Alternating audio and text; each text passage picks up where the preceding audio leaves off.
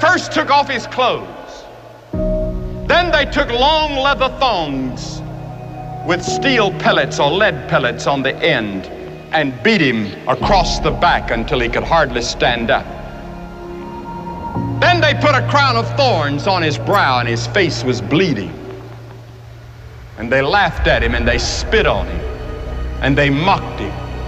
And with one snap of his finger, 72,000 angels had already drawn their swords ready to come to his rescue and wipe this planet out of existence in the universe. And Jesus said, no, to this end was I born.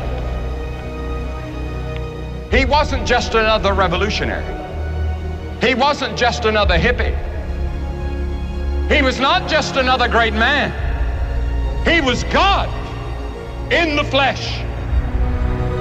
And oh, the ethics that he taught. Never a man spake like that man. When you get hit on one side, he says, turn the other cheek. He never said what to do after that. But he did say, forgive 70 times 7. Count that up. Jesus taught that we're to forgive.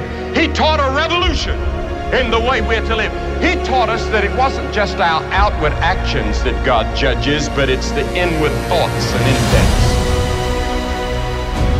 And he dragged and lifted and hauled that cross. He didn't squirm, he didn't yell, he didn't scream. He just took it and said, Lord, forgive them. They don't know what they're doing. When he died on that cross, they nailed him, they put the nails in his hands. And you know what he said? Forgive them, they know not what they do. Forgive them. Could you forgive somebody that's putting nails in your hands and you know you didn't deserve it? Then look at the death he died.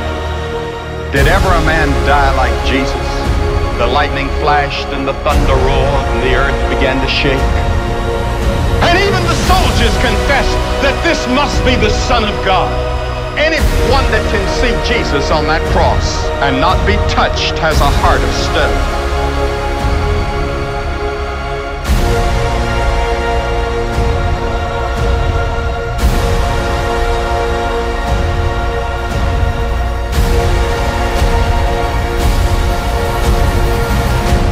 And then, on the cross, he said, my God, why hast thou forsaken me? And then he dropped his head and said, it's finished. What did he mean?